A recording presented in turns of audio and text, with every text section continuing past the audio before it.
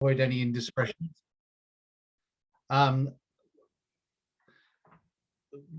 So today we have speakers and panel members here from all three of the hubs and also from elsewhere, meaning we have the full spectrum of expertise available. And today's webinar is an event that forms part of the Green Infrastructure Week, of which today is the final day. If you haven't yet had a chance to have a look at the website, which is greeninfrastructureweek.com, I'd very much recommend that you do so. It's building up into a really valuable resource, including recordings of each of the online events that form part of this week. You'll find, for example, the 2 webinars already hosted by the Energy Networks Hub. The first was on green finance on Monday, and the second earlier today on the resilience of infrastructure to climate change and extreme weather. And I've seen the first of those, and it's certainly worth looking at. This webinar is focused on challenges to delivering net zero infrastructure in the UK. Later on, we're going to have an eminent panel who will offer their thoughts on these challenges, and they'll then take questions from you, which hopefully will lead to a valuable discussion.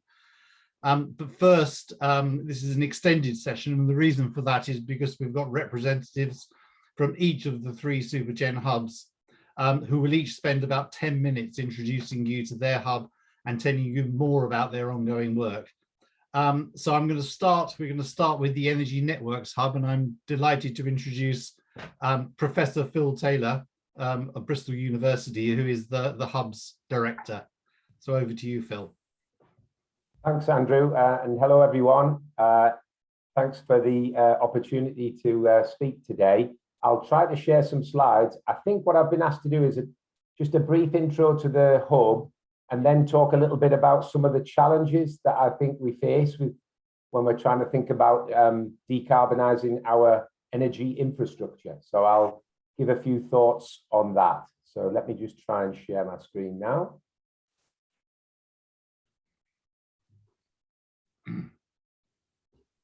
Let me know if you can see that.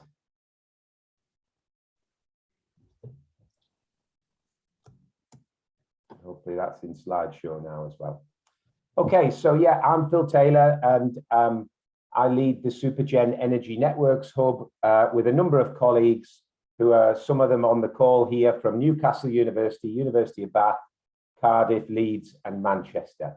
And we were set up around 4 years ago, and we have some high-level aims. There are 2 parts to the Supergen Energy Networks Hub. There's the hub role itself, which is about connecting and convening and growing and supporting the energy networks community.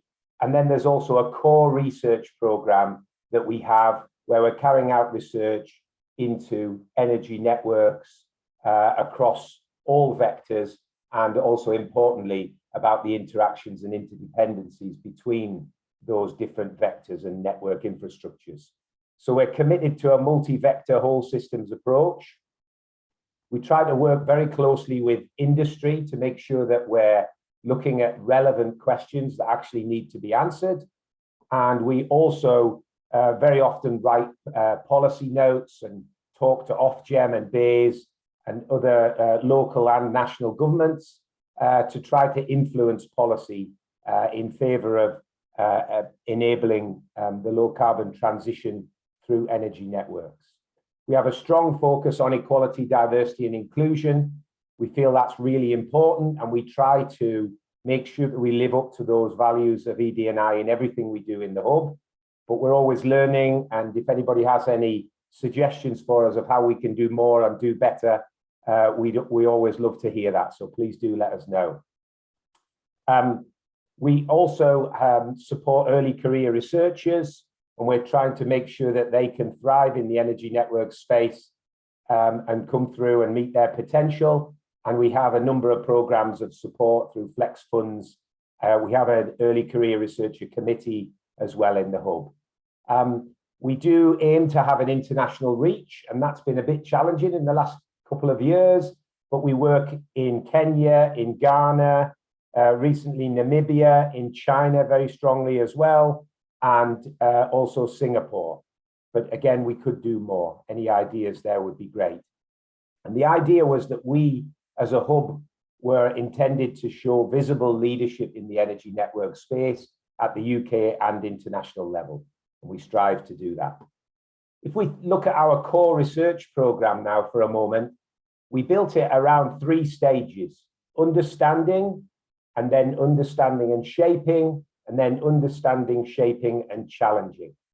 And the idea here is, first of all, we wanted to make sure we did research that helped us understand those different energy networks, what was different about them, where the challenges were in the individual vectors, but also where the challenges were in looking at the benefits and risks of greater integration between them.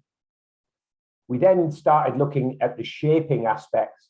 And this was about how might we, as an energy networks community, seek to shape those energy networks to make them more secure, to help decarbonize them.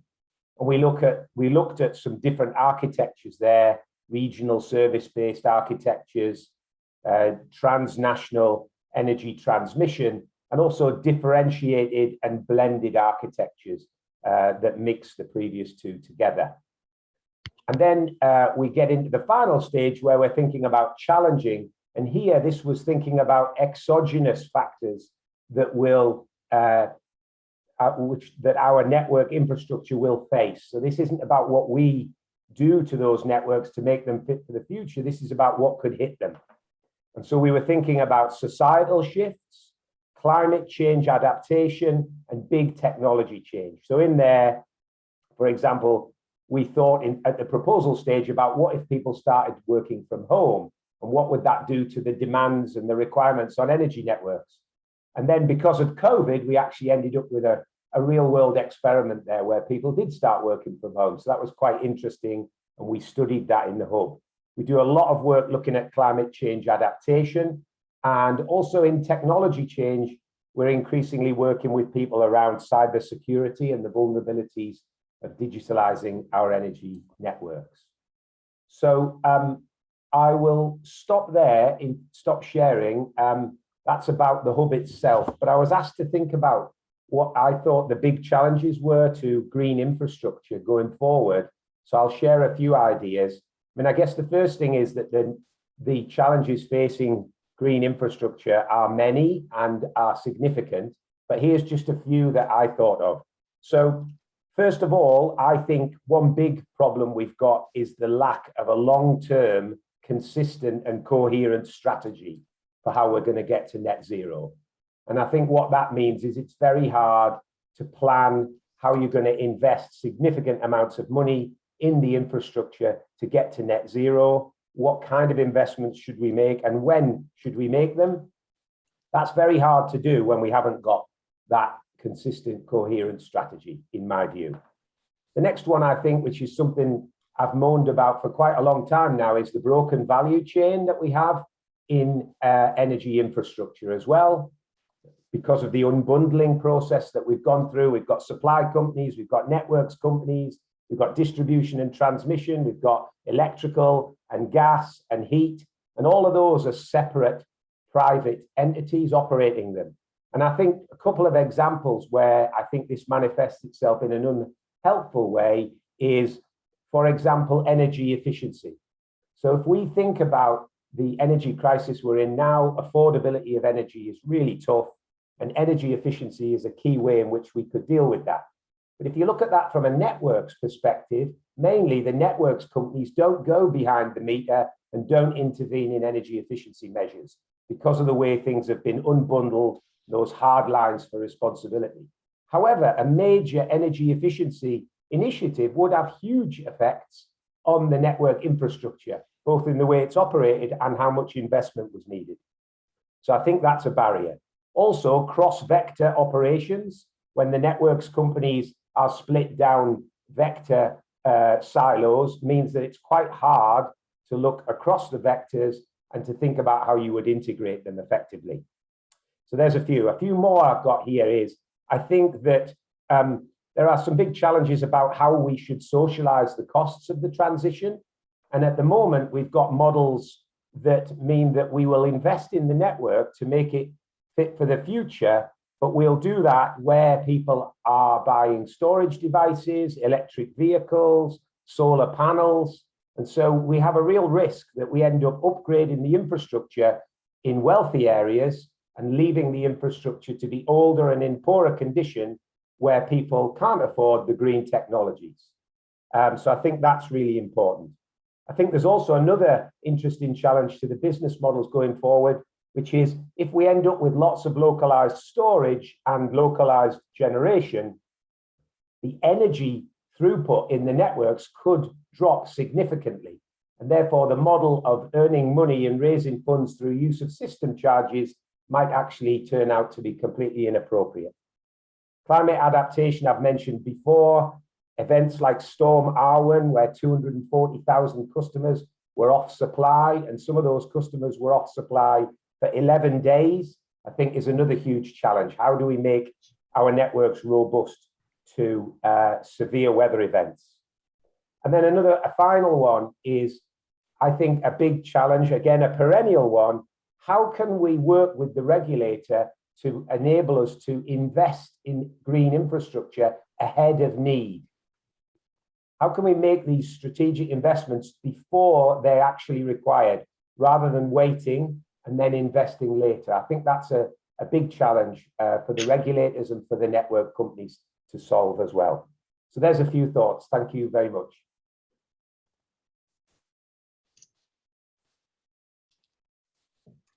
Thank you very much, Phil. I put it on the chat, but we'll save any questions that you might have in response to that. If you could please save your questions up for the Q&A session, which will happen after the various panelists have said a few words.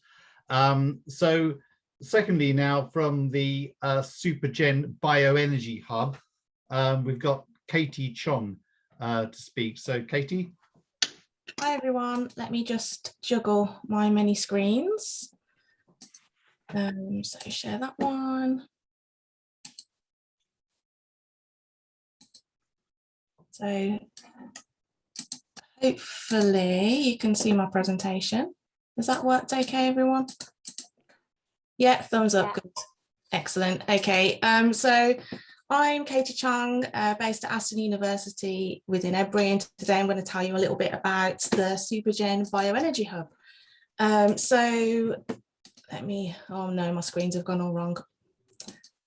Okay, so the Supergen Bioenergy Hub looks a little bit like this. The director of the hub is Professor Patricia Thornley, and we're looking at anything to do with bioenergy. So we take from the very start, so from the resources, from the feedstocks, all the way through to conversion, to vectors, and then looking at those systems analysis.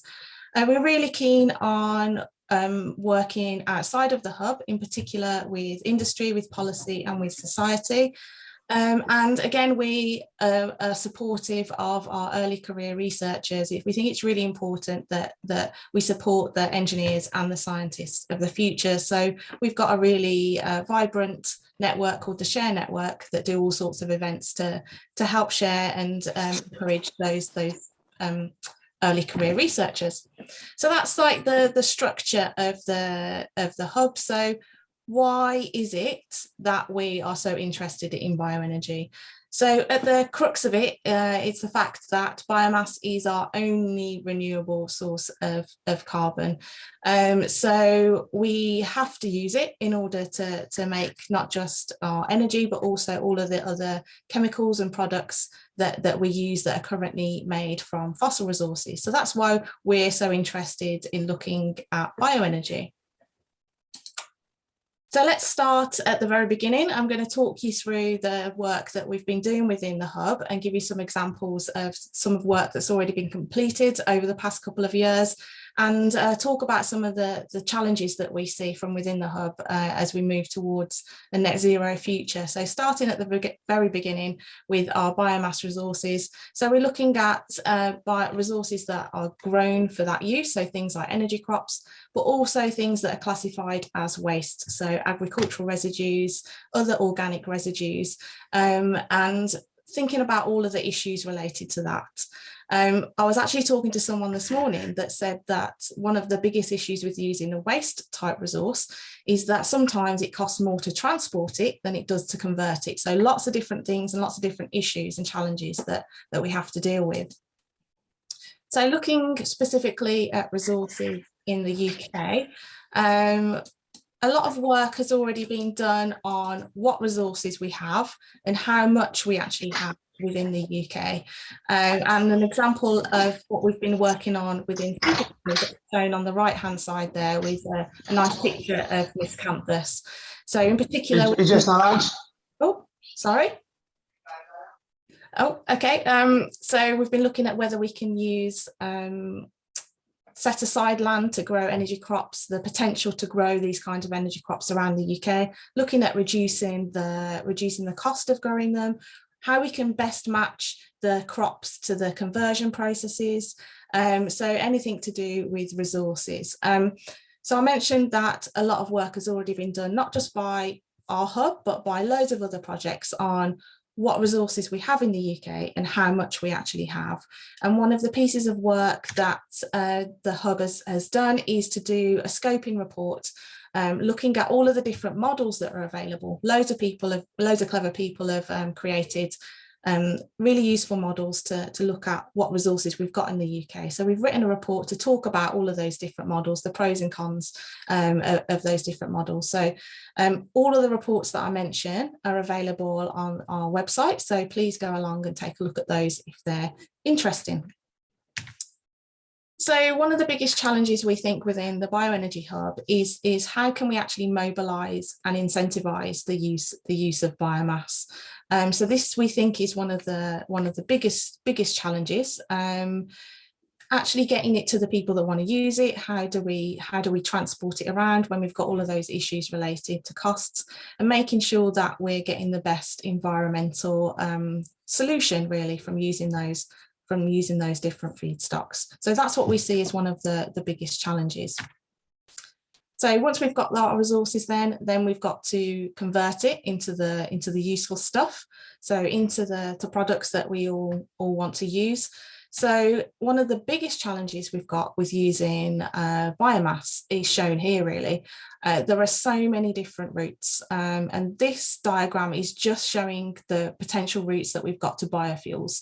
So you can see there's hundreds of different options, and trying to identify which of those options is best is another of those big challenges. And by best, are we talking about best from an environmental point of view, best from an economic point of view, best from a socio-economic point of view? So all of those factors come into play.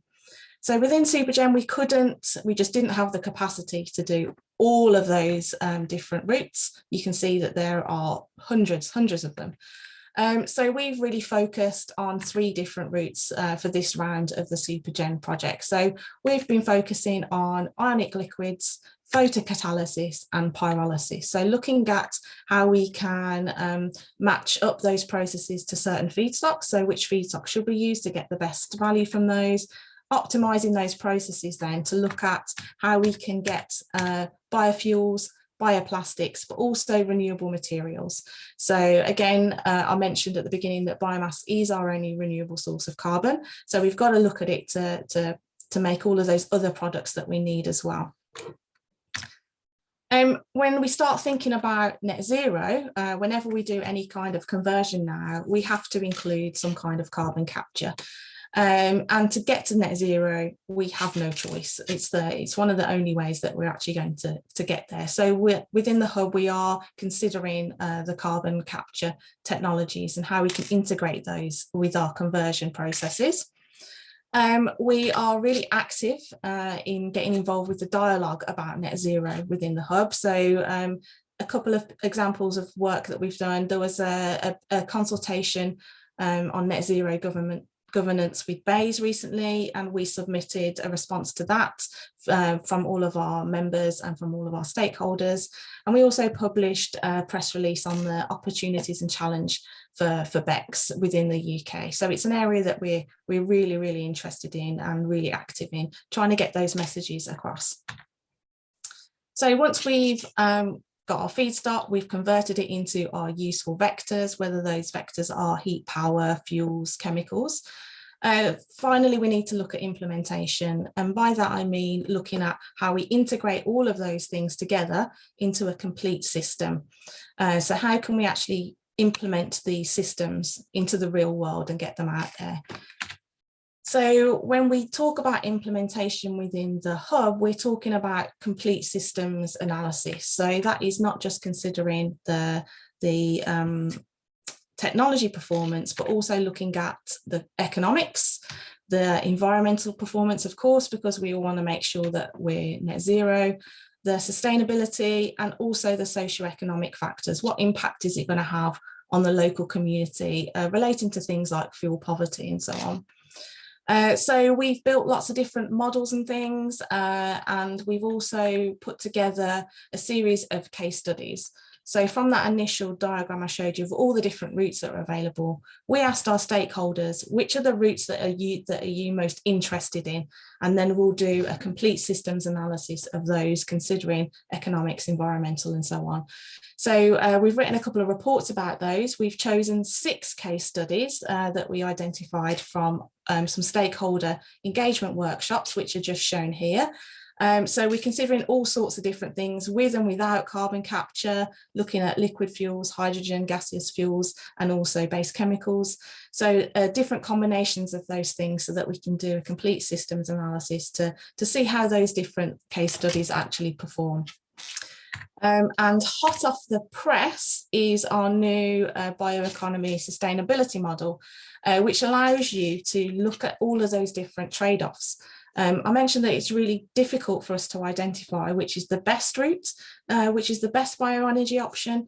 And to be honest, there isn't one single best, there are always going to be trade-offs. So this new sustainability tool allows you, and you can download this as well from our website, to look at all of those different trade-offs to see, okay, if you've got some different case studies here, which ones look better from which different, you can look at the offsets of the different pros and cons of the different factors. So is one better from an environmental point of view, but really bad from an economic point of view? And it allows you to consider all of those different system interactions. So hopefully that's something that you'll find useful. And that's just a real whistle-stop tour of all the things that we've been doing in the past few years. There's loads more. So please do keep in touch, sign up to our mailing list, and you can come along to our events and yeah, come and talk to us. We're really interested to work with you. So thank you very much.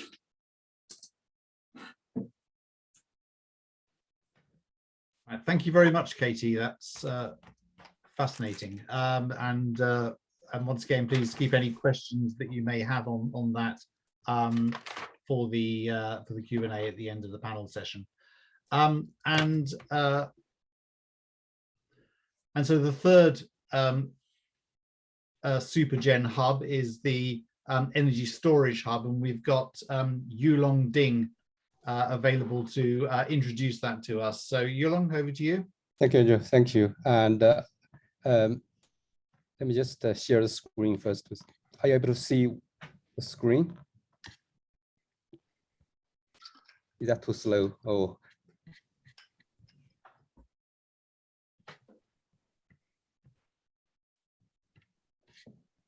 Are you able to see the screen?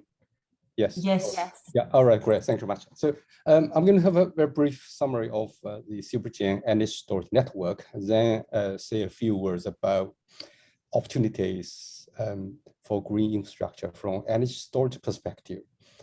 The Supergen Energy Storage is a network. Funding level is a lot smaller than the hubs, which is because we had a hub before, so that's just a network, to continue the activities in the area.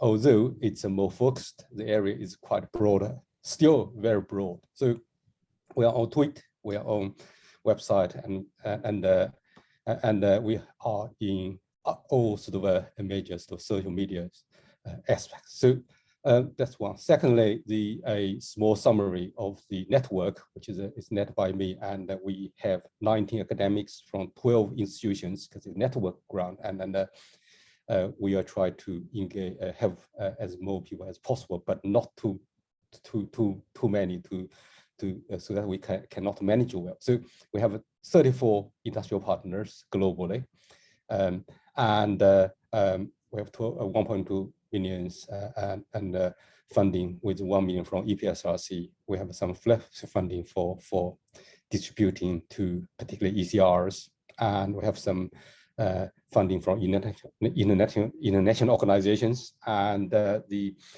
34 partners give us support of equivalent about 2 million, and the program started in 2019, and we are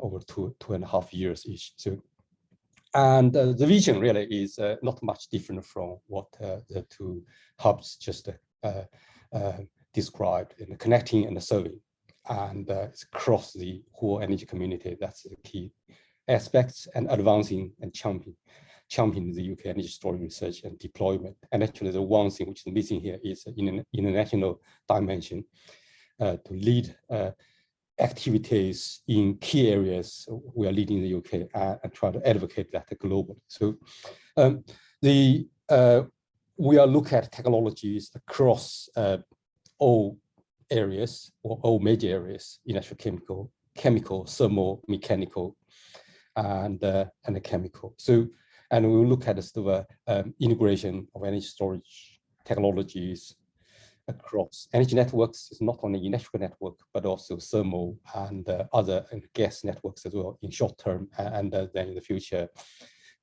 possibly hydrogen networks. And look at energy and society, look at environmental, social, economical, and policy aspects, and look at data and intelligence aspect, artificial intelligence aspects. So the objective approaches are shown this sort of rather complex slides, but the top part really is the objectives. We want to have a thriving, diverse, well-connected community for the storage area, and also areas related to storage.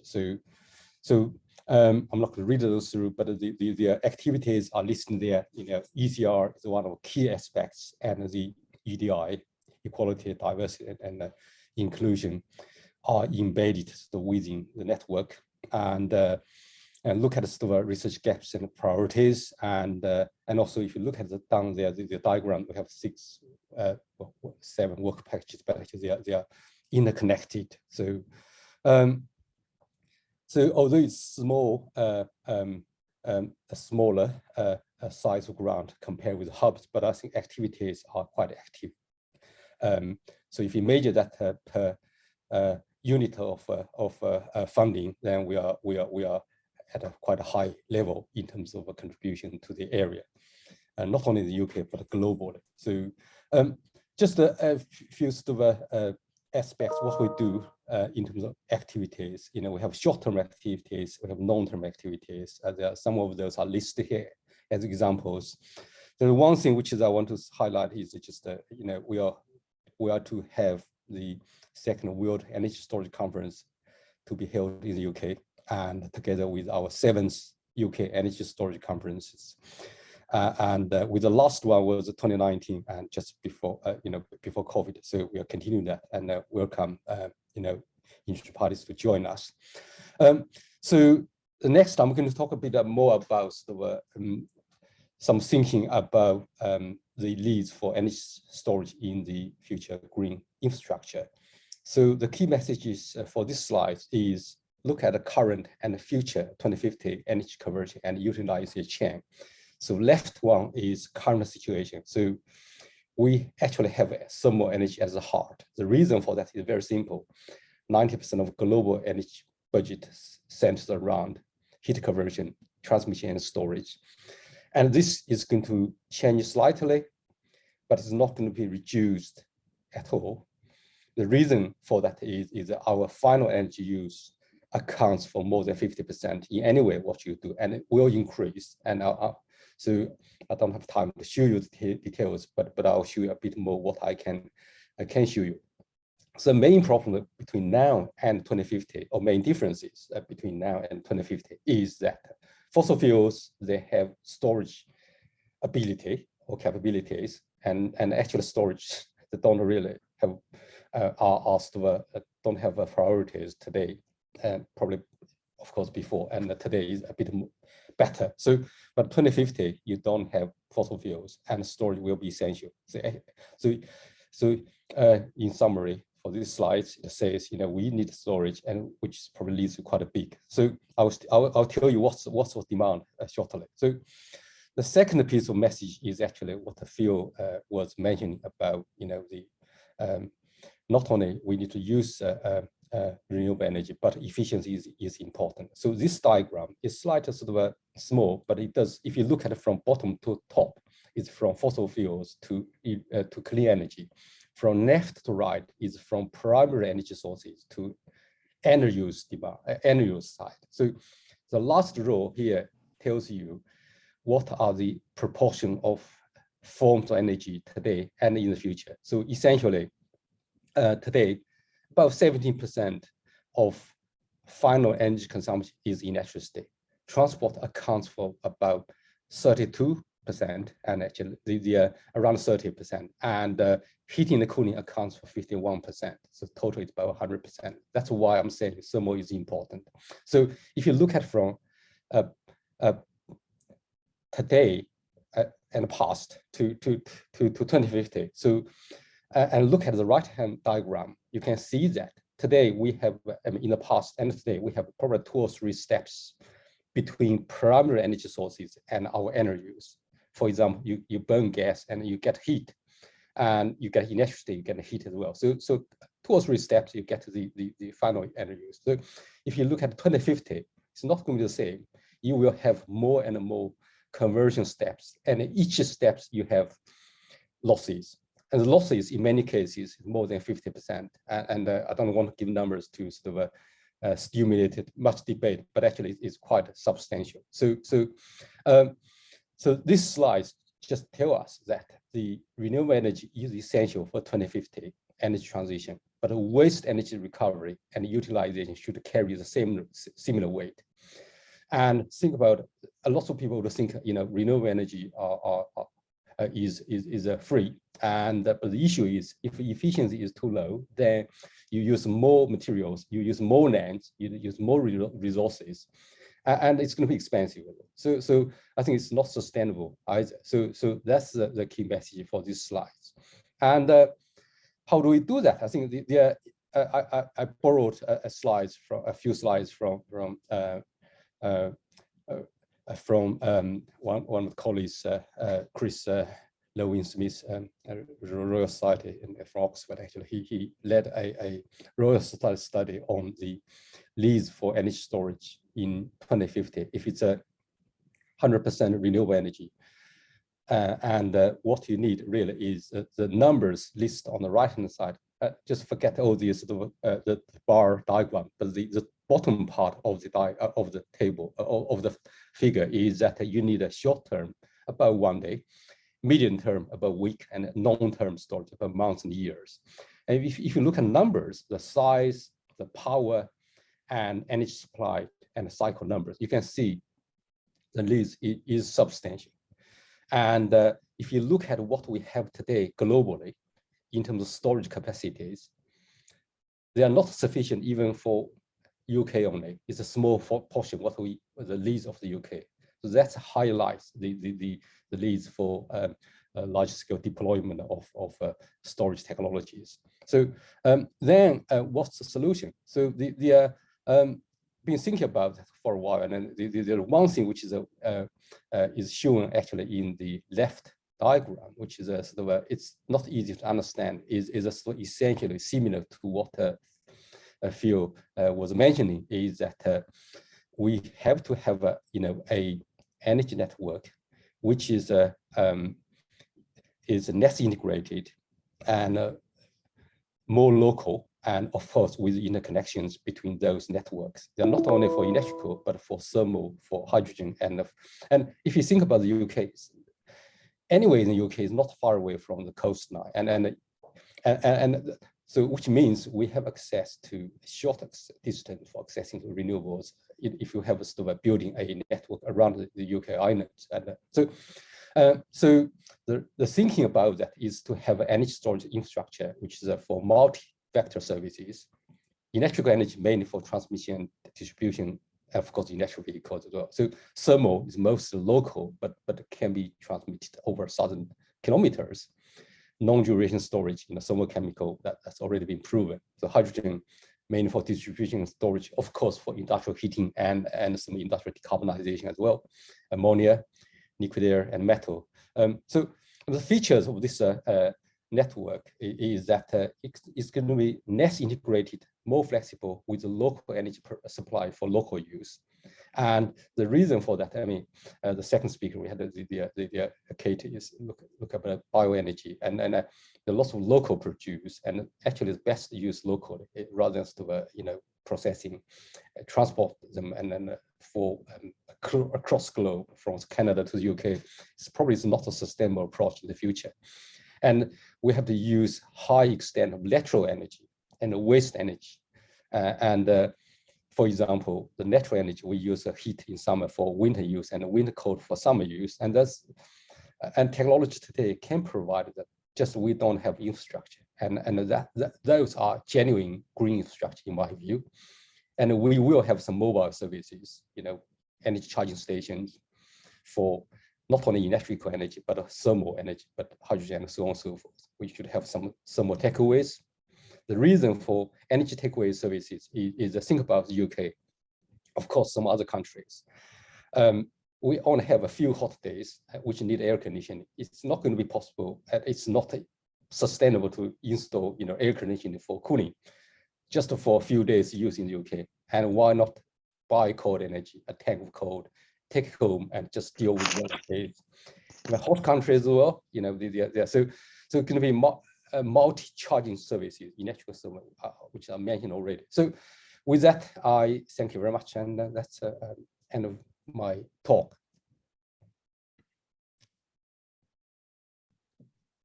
Thank you very much. Yeah, there were some really interesting slides coming across our screens there, which I didn't really have time to process. Hopefully we can make those available to people at the end of this. So we'll try and find a way of doing that. So thank you. Hopefully now you understand a good deal more about the three Supergen hubs and how they relate to each other. As I've said, just save any questions for after the panel introductions, and hopefully we can incorporate those in the discussion that follows. Now we're going to move on to the panel session, and we're fortunate now to have 4 panelists here today. The panel session is specifically on the challenges of delivering net zero infrastructure in the UK. Let me just give a very brief introduction to those 4 panelists, and I can apologize in advance if I get some of these biographical details wrong, and please feel free to correct them after. So first of all, we have Jasmine Cooper, who's a research associate at the Sustainable Gas Institute, which is a multidisciplinary institute based at Imperial College, looking at the role of natural gas, hydrogen, biogas in future low carbon energy systems. Secondly, we have Georgina Morris, who is an innovation program manager for energy storage at BEIS, which is the UK government department responsible for energy in the UK. Thirdly, we have Zhongdong Wang, who's Pro Vice Chancellor and Professor of Electrical Engineering at the University of Exeter, focused on smart grids and low carbon electricity networks.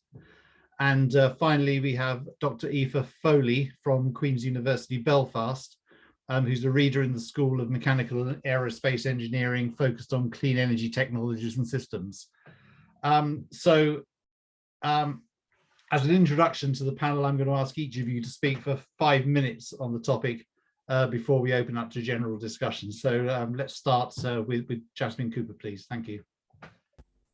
Great, thank you, Andrew, and thank you for the opportunity. I'd like to first thank the speakers for their really insightful talks. I learned a lot more about the different Supergen hubs, and it was really interesting. So the speakers, they introduced a lot of different challenges that the UK faces in delivering net zero, but something that wasn't mentioned was emissions accounting. So to actually deliver on net zero, it's important that we be able to accurately quantify what our greenhouse gas emissions are so that we actually do deliver net zero and not around about net zero. So with the greenhouse gas emissions, carbon dioxide emissions are definitely a lot more better characterized and understood, but that's not necessarily the case for other greenhouse gases, particularly methane. So in the UK, we currently consume a lot of natural gas, and along the whole gas value chain, you will get methane being emitted across the whole value chain, from production, processing to transport in different gas pipelines, and even in like LNG liquefaction transport. So it's important that we be able to quantify these greenhouse gas emissions, because methane, it's a much more potent greenhouse gas than CO2. Over 100 years, it's around 30 times more potent, and over 20 years, it's around 82, 86 times more potent. So if we can cut emissions of methane from our supply chains, then we can have a really big impact in meeting net zero goals, because it will have a really big, it'll help greatly in cutting down our emissions. However, there's a lot of uncertainty in what the emissions are in natural gas supply chains. There's just a lot of uncertainty in how to best characterize the emission profiles across the various activities in the gas value chain, as well as just what the magnitude of emissions are. So hydrogen is an energy vector that's been put forward as a potential alternative to natural gas. But if hydrogen is being used in a way akin to how natural gas is being used now, there is the potential for it to also be emitted into the atmosphere. And something that I'm sure most people in the audience aren't aware of is that hydrogen is actually a greenhouse gas. It's an indirect greenhouse gas in that it interferes with the chemical reactions to either enhance the warming potential of greenhouse gas of other greenhouse gases, primarily methane, or it will result in the creation of other greenhouse gases, so water vapor and ozone in the stratosphere. So if the UK is to really ramp up its hydrogen potential and infrastructure, it's important that the emissions of hydrogen and the impact that can have towards global warming, that also be taken into account, so that we don't accidentally cause further burdens to greenhouse gas emissions and net zero that we need to be addressed. Thank you.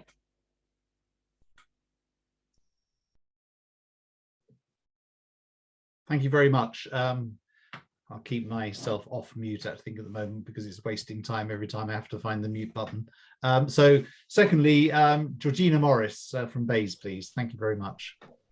Hi, yes, thanks, Andrew. And yeah, just to echo Jasmine's comments, thanks to the speakers who gave us a really good insight into the various activities through Supergen. So I've been asked to speak about the challenges for delivering energy storage, and I come to this very much with an innovative focus, because my role in Bayes is to support innovative longer duration energy storage technologies.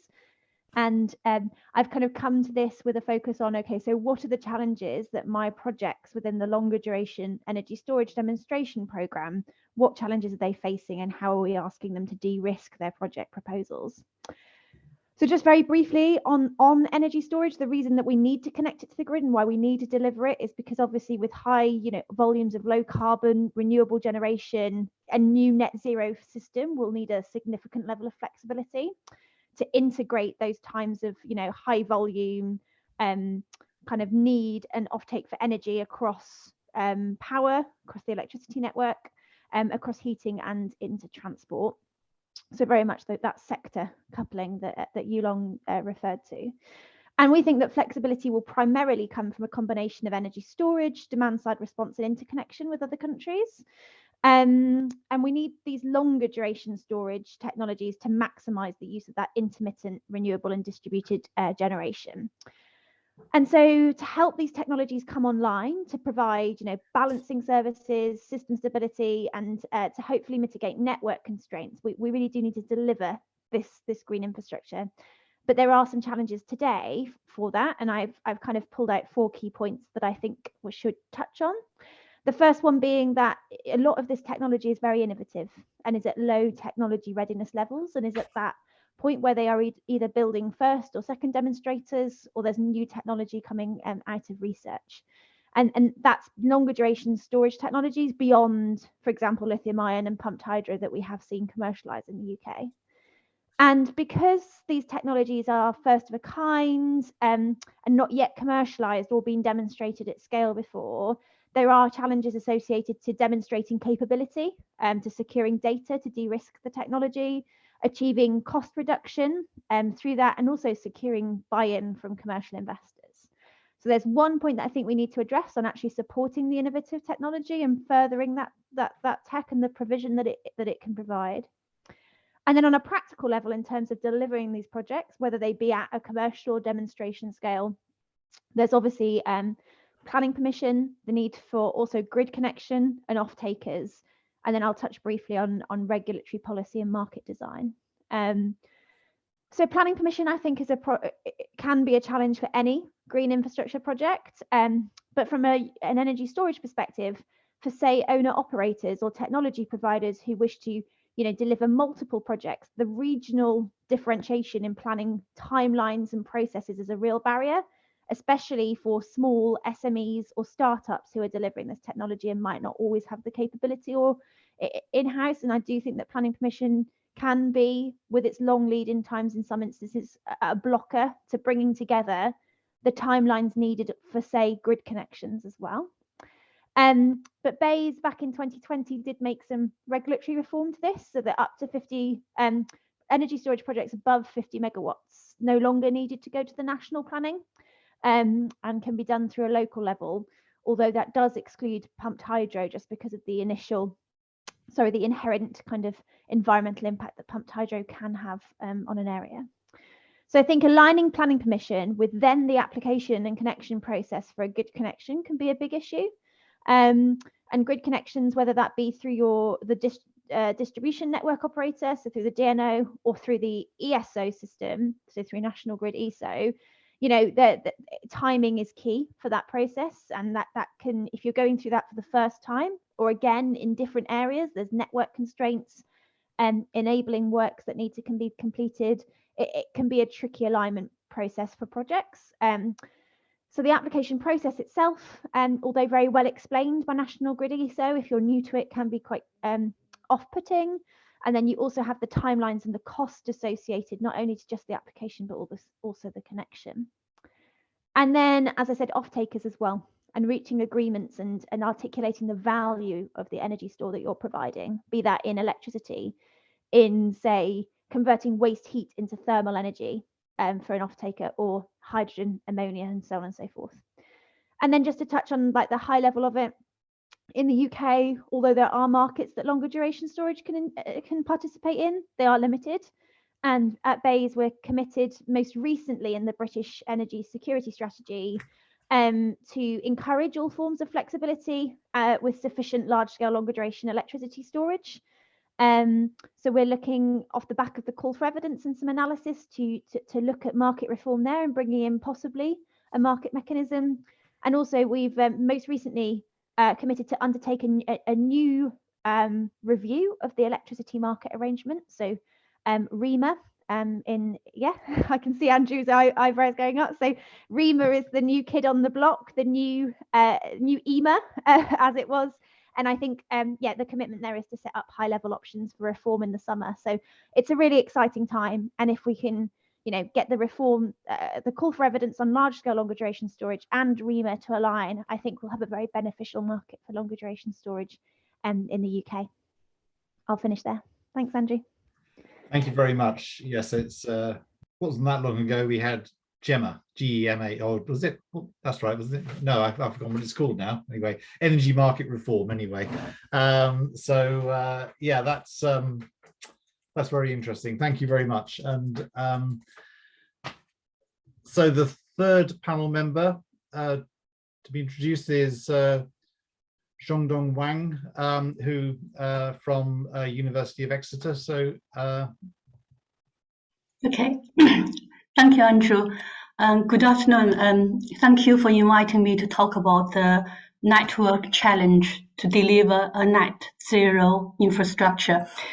I'm going to talk about probably from 4 aspects, but before I touch on those points, I would like to say, as we all know, until recently, the UK electricity system was based on bulk fossil fuel power station, often located in the English Midland, and the network infrastructure was really designed to transport this energy to the urban customers.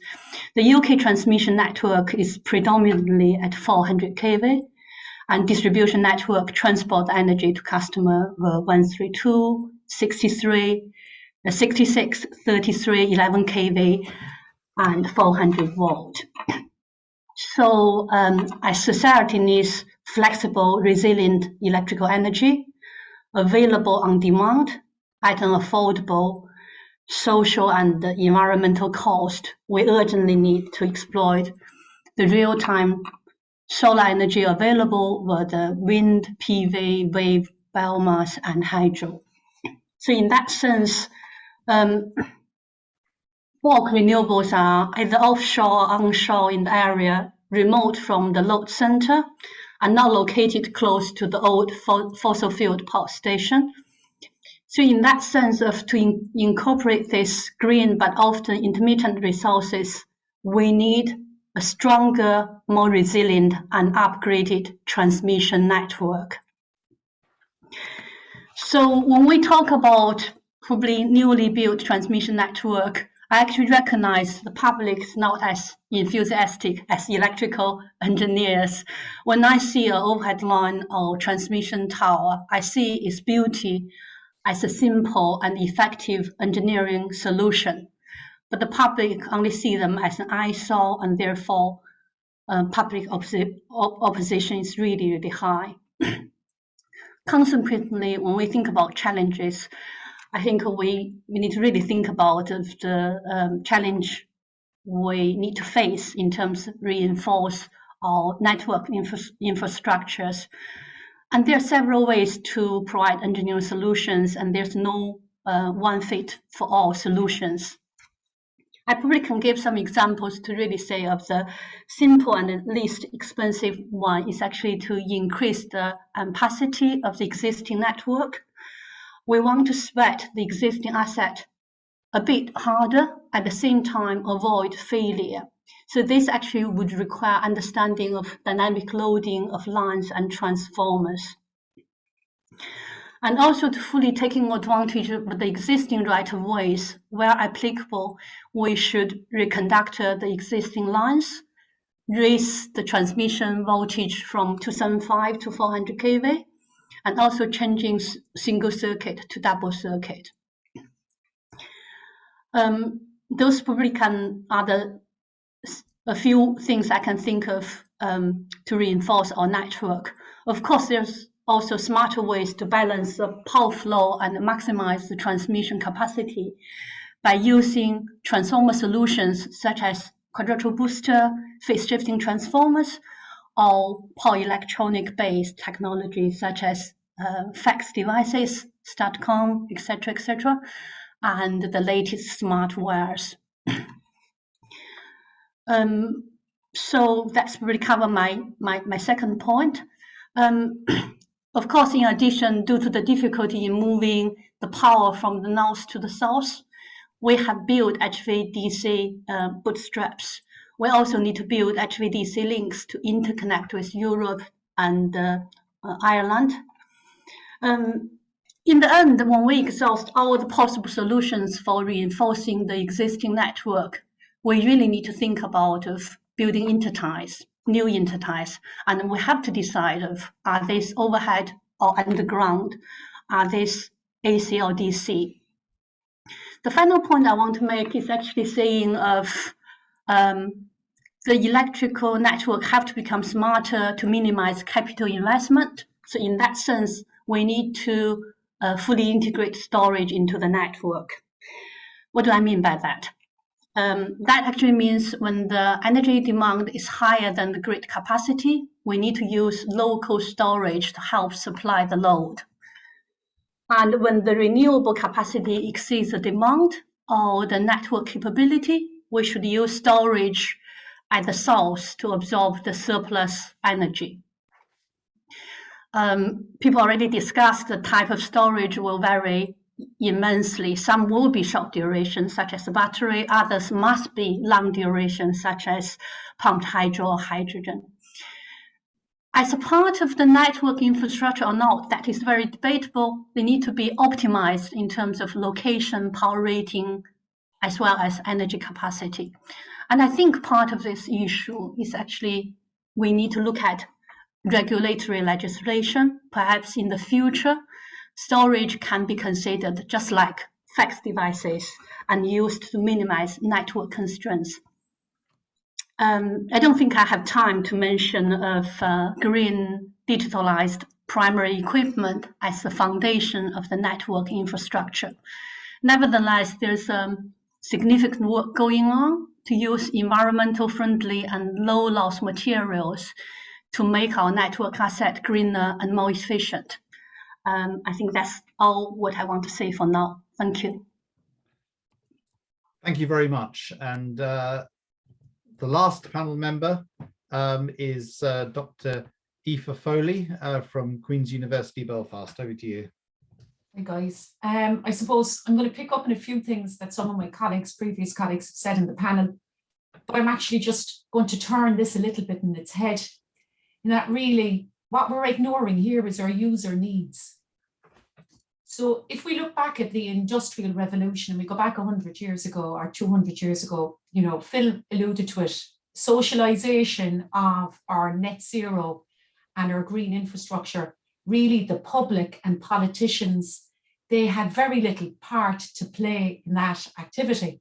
That has shifted now in that, you know, everything we do is dictated by social media, by policy demands, by the government in terms of energy, in terms of education. And to me, really, green infrastructure, it's about the environment, it's about energy, it's about the economy, it's about the human ecosystem that it sits in. And rather than look at how we meet this demand, we need to understand the demand. Jasmine mentioned hydrogen. She mentioned other, you know, methane in terms of greenhouse gas emissions accounting.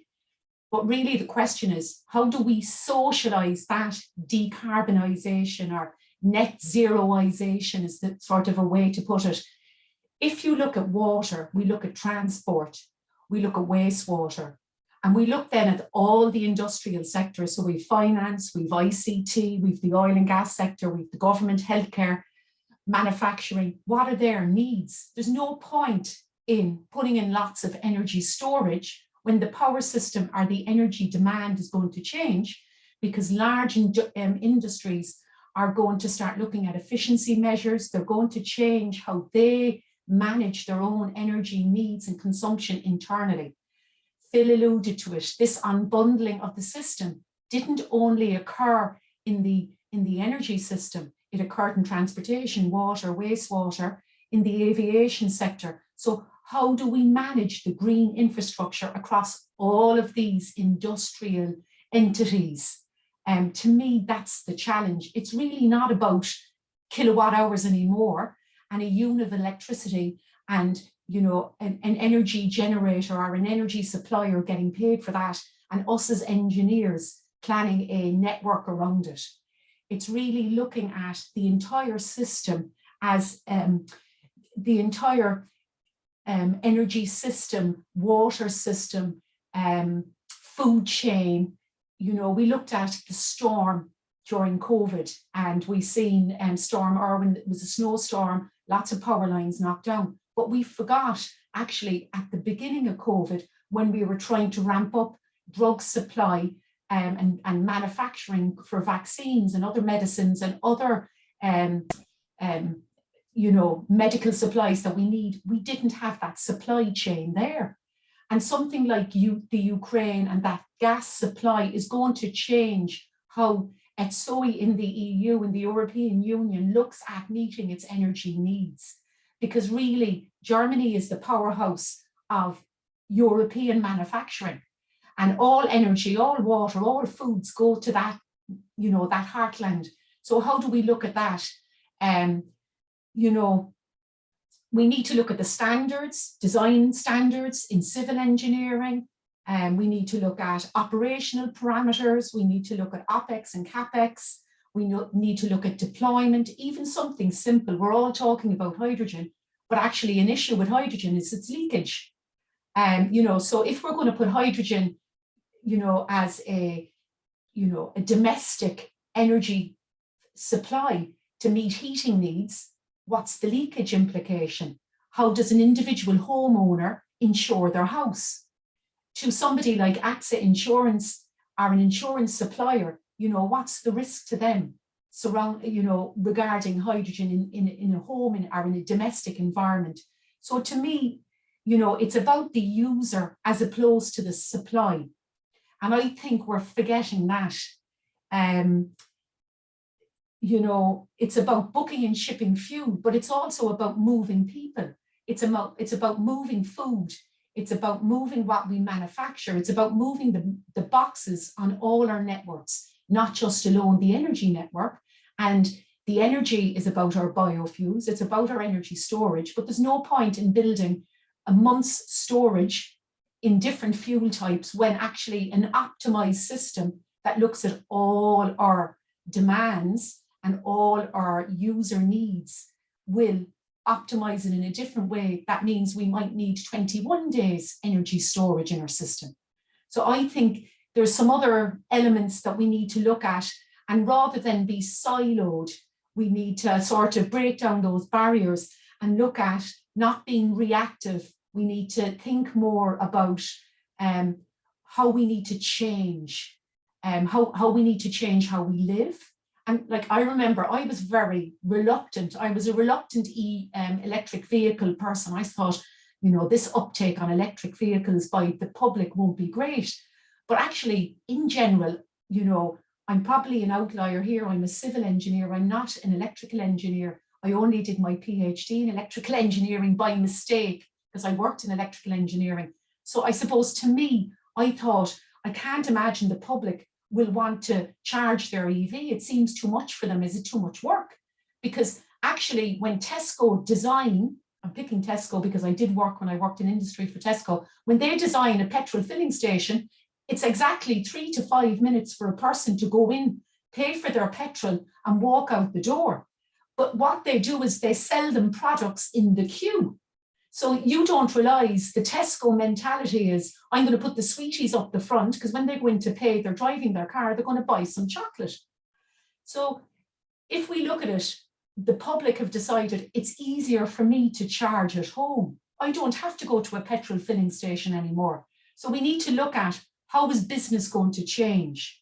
So even looking at data centers, 56% of data is dark data. It's emails, photos we will never ever use again. There's a huge energy and carbon emissions footprint associated with that. It's great to think we can meet that demand with, you know, renewable energy. And that's what data center purveyors and people in the ICT sector are doing. They will sell you a renewable product, but really, is it renewable? Because if you go back to the 80s, what we did in civil engineering, we said, hang on a second, we need to reuse, recycle, recover. We need to change how we landfill. We need to design better landfills. Let's look at incineration. So these are some of the things that I think we need to unsilo. We need to move away from working in, you know, an energy hub.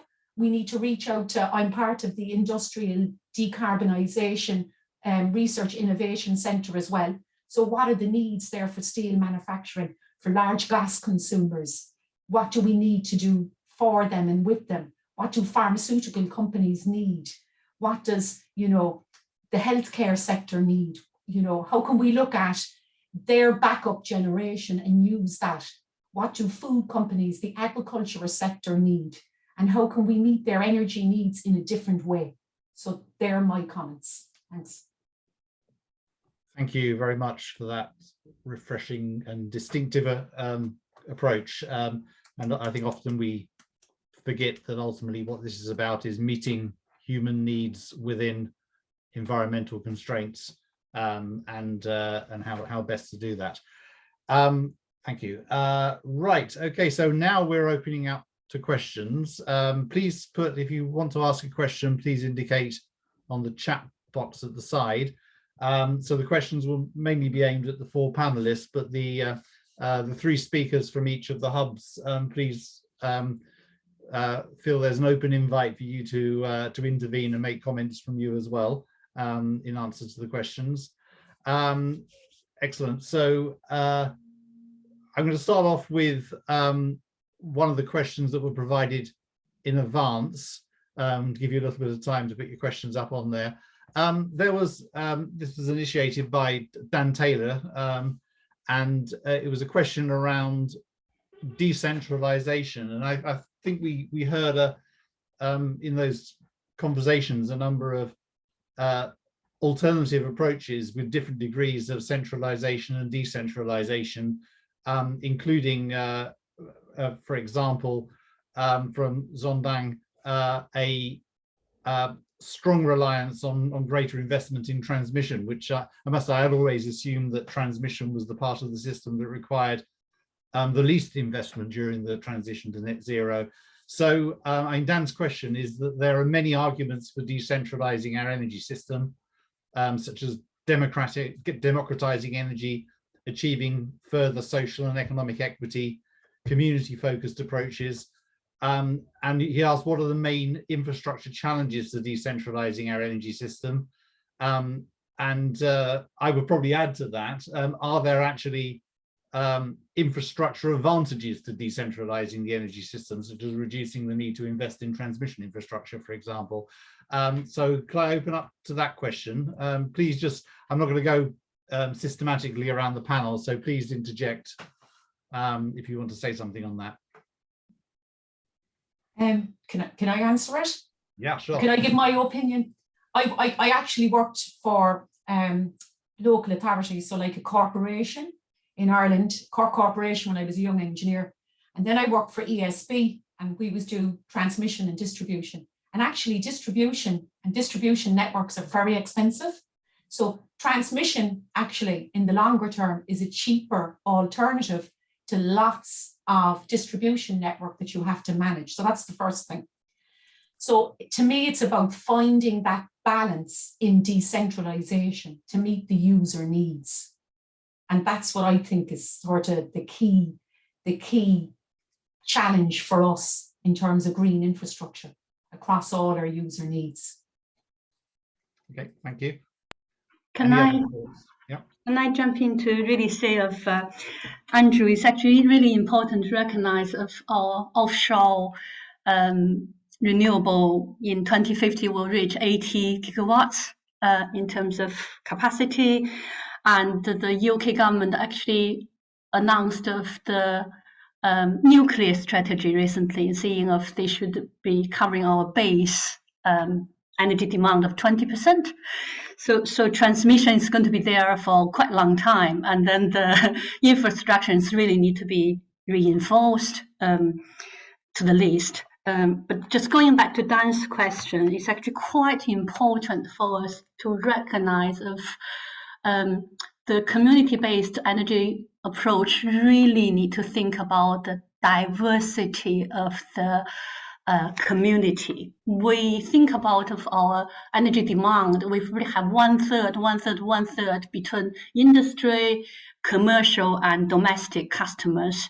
So in that way, we actually have different demand at different times. So community-based, if you think about one postcode and people's lifestyles, diversity of the demand is really, really important. Another thing I want to mention is of, let's not forget the infrastructure or the system is only run when you have the demand meet with the generation, if I can call storage at this point as generation. So in the sense of, it's actually quite important to observe that two basic rules to how to run a power system. And the challenge in terms of infrastructure, I don't think too much on the network, but I'm thinking about it's very much about ICT, about data, how we access the data. When you call my EV to supply the energy to your household, of how we deal with that data, I think that's actually quite a big technical challenge in my mind. Yeah, okay, thanks. Thank you. Thank you. Any other thoughts on the issue of decentralization, what it can offer, what it can bring to the challenges, and what the obstacles and the advantages of it are? Maybe I jump in to sort of look at it rather than sort of all electrical distribution side, but I think also other energy vectors, because by decentralization, I have two understandings. One is global or regional, so not only one country, including interconnections. And so I give a sort of example of something which is look at the UK, they import about 6 or 7 million tons of steel a year, and they produce 6 or 7 million tons steel a year. And the ores, the raw material for producing iron steel is from, Australia, South Africa, and so think about those raw materials. Half of the contents are rubbish you have to get rid of. So we are doing transporting half those, the raw materials with half the rubbish, and then come back and then processing and refine and then send back to those countries. And that's, in my view, is not really sustainable.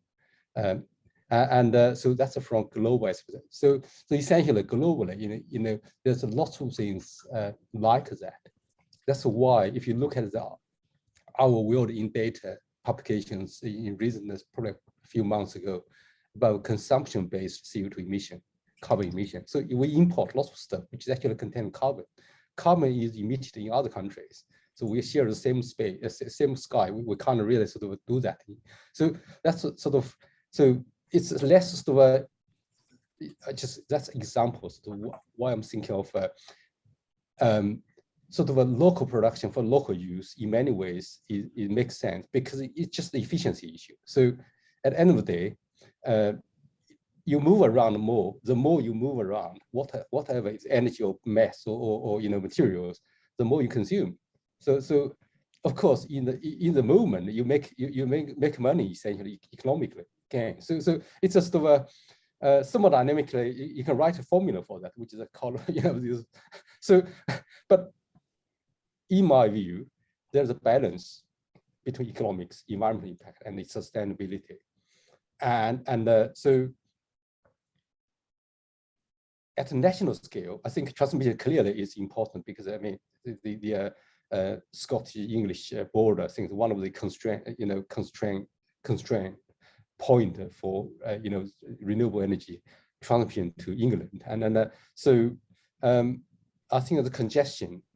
Essentially, my understanding, I'm not an electrical engineer or power engineer, so essentially you try to sort of push the power through transistor, which is quite difficult to push, and then you constrain. So the large-scale long-term storage should be at that point. I think nationally there are about 10, 12 maybe sites, which is my understanding are sort of a badly, a jammed site, which you need to address through long-term, large-scale storage. It doesn't have to be long-term, but large-scale storage is essential. So then, I mean, you only have a couple of technologies you can do that at those points.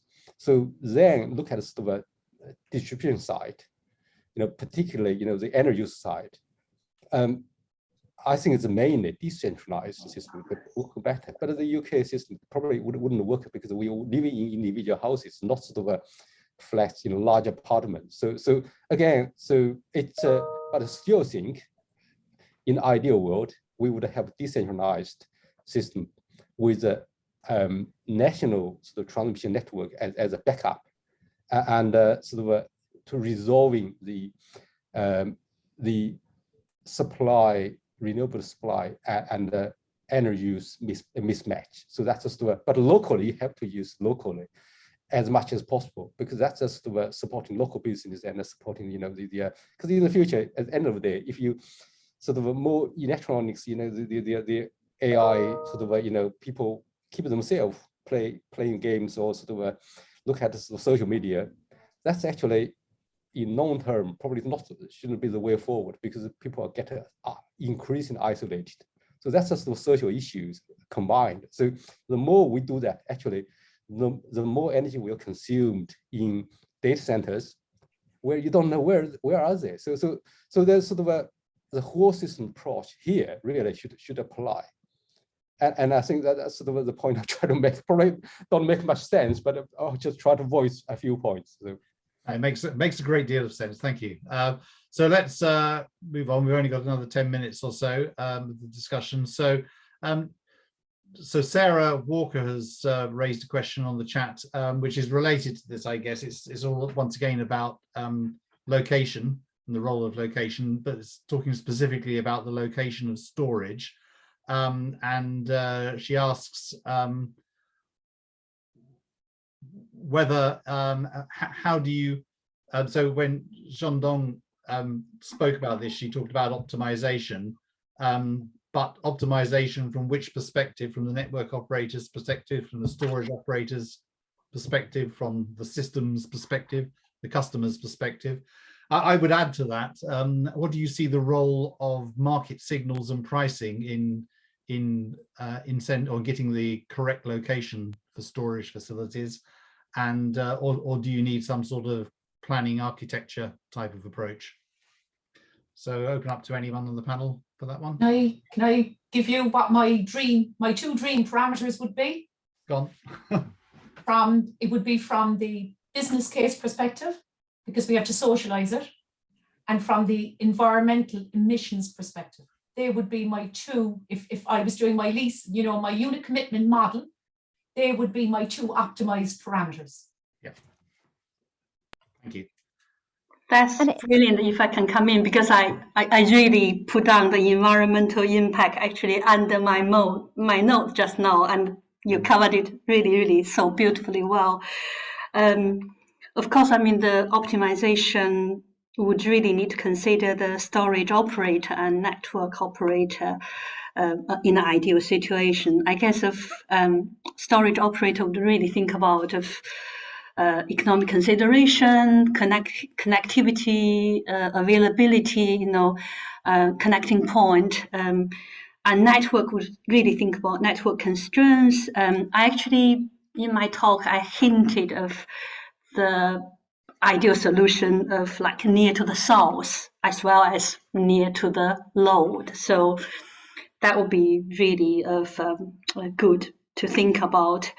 But I do agree for short-term, short duration, for example, battery, there's so many projects going on, isn't it? So the connectivity or the where you can connect becomes actually rare commodity nowadays, very difficult to get a site, and the people are bidding for the site. In terms of long duration, hydrogen where you build is really critical for us in terms of to meet with net zero. So definitely there's an environmental impact, cost, and quite a number of parameters we need to consider. Yeah, can I just piggyback off the back of that? So in terms of environmental impacts, it's important that you consider a wide range of environmental impacts, and not just global warming impacts, but also land use, water consumption, resource depletion, and all those kinds of things. Because if you just focus on one environmental impact, you can end up with that you have low environmental impacts for that, but you could result in increase in environmental burden to another impact. So low greenhouse gas emissions, but high water footprint, for example. So I think it's important you consider whole breadth of impacts and not just focus on one or two. Thank you. Any more thoughts? Yeah, I'll just quickly come in, if that's all right, Andrew. I guess in terms of optimization, I kind of from a technology kind of agnostic point of view from it, as in what is the service that you are trying to deliver through that energy storage asset, because that's not always the same. And so in terms of, so I see some kind of flow battery technologies providing auxiliary services for the grid. I also see other people trying to provide security of supply for industrial intensive processes in manufacturing facilities that kind of really value the capturing of thermal energy and reusing it, etc. So for me, it's very service driven in terms of that optimization and asking, because we're not storing energy just for the sake of storing it. There needs to, the business model underpins it, and there's various different markets and services that storage can deliver. In terms of longer duration, you then need to start thinking about, so why am I storing energy for long periods of time, and how do I reward that? And for me, there's two sides of that. Is it for energy security, or is it for energy flexibility? And can that asset deliver both? And so I think it's it needs to be service driven in terms of which business case and market opportunities the storage asset itself kind of justifies. Thank you. Right, we're going to move on to try and cover some more ground. I think we've had both in the questions supplied in advance and on the sidebar there. We've had a question from Steve Broderick, which I will summarize. Steve, interject if you think I haven't summarized it properly. And this is really about the need for substantial investment in distribution networks in particular, given the order of magnitude change in energy that needs to be supplied through these networks to meet demand from heat pumps and electric vehicles. And Steve talks about the need to invest around about £3,500 of capex. And I think based on the comments on the sent in advance as well, a degree of skepticism about the need for, or the extent to which things like smart systems, technological solutions, storage solutions, distributed energy, and so on can meet that, and a feeling perhaps that the industry is not facing up to the scale of this challenge, which will clearly have quite a big impact on the affordability of energy potentially. To what extent, therefore, is, I suppose, investment in the distribution networks a significant obstacle to delivery of or the move towards a net zero energy system and decarbonisation? And what are the problems, either financial, social, engineering, to do that? And is Steve being perhaps too pessimistic about smart solutions, shall we say? Can I say one thing? Sorry. Yeah. I don't think Steve has been pessimistic at all, and I think it's the job of engineers to be pessimistic. Yeah, absolutely. That's how you end up with the best solution, you know.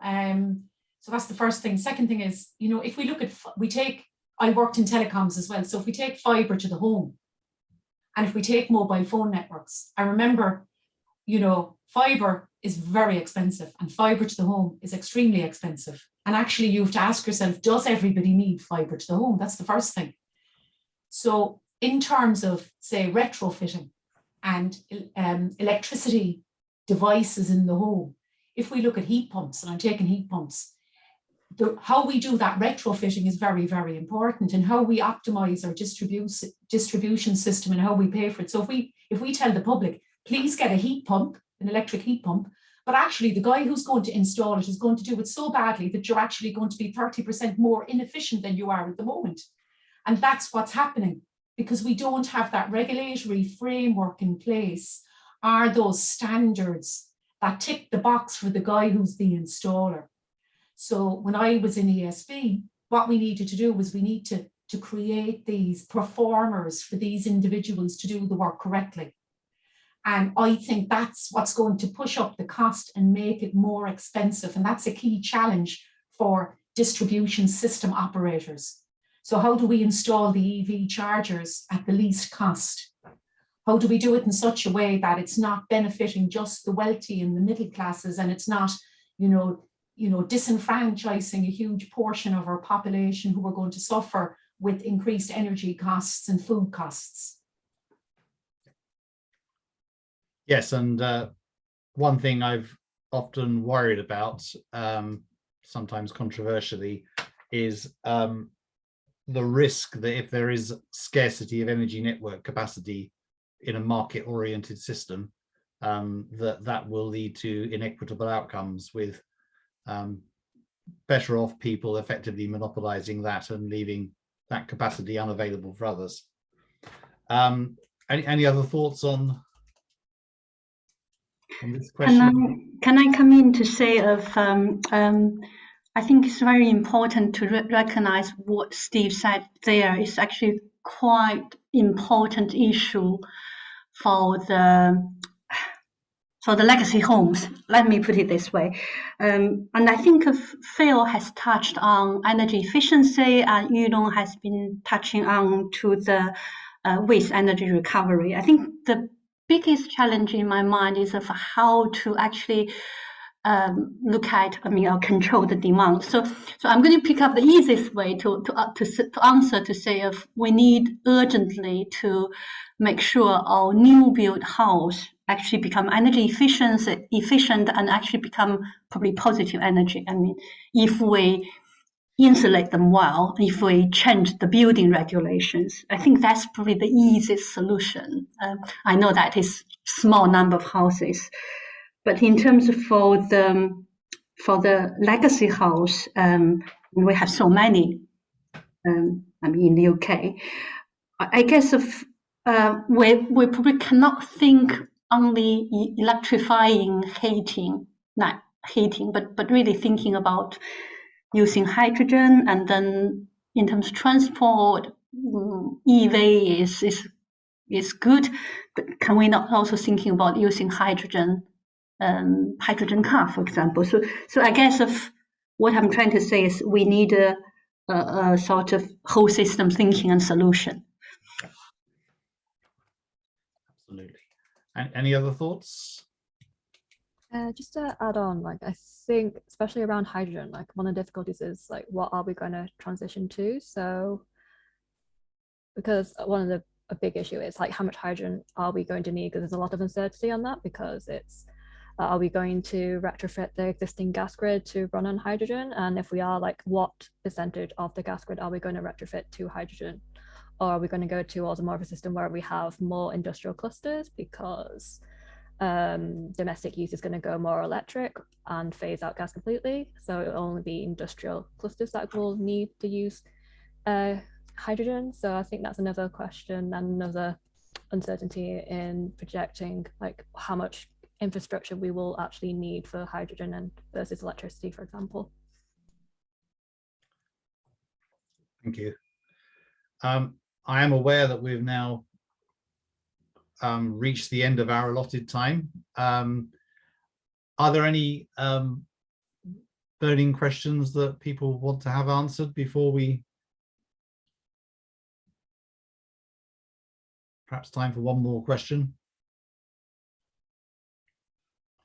Okay, well, I'll leave it there. You're obviously very, very keen to get on with it, whatever you're doing next. And I thought that was a fascinating and really, really interesting and eye-opening discussion and a set of presentations. And can I just thank everybody who's contributed to this, and also the 3 Supergen hubs as well, not only for making this happen, this seminar happen, but also for the work they've been doing over the last 3 or 4 years. This is going to be a debate and discussion that will be ongoing probably for the rest of most of our working lives, I suspect. So I'm sure we'll come back to these issues again in the future. So thank you very much, and I'll draw this webinar to an end. Thank you. Thanks.